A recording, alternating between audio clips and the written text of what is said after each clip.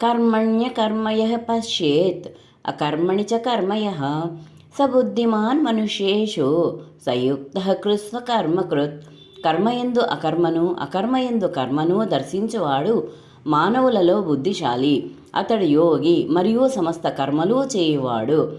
యస్య సర్వే సమారంభాః కామసంకల్పవర్జితాః జ్ఞానాగ్నిదగ్ధకర్మాణం తమాహు పండితం బుధాః.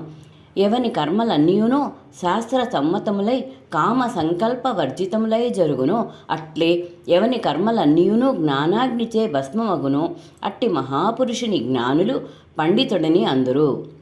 త్యక్త్వా కర్మఫలాసంగం నిత్యతృప్తో నిరాశ్రయః కర్మణ్యభిప్రవృత్తోపి నైవ కించిత్ కరోతి సహ.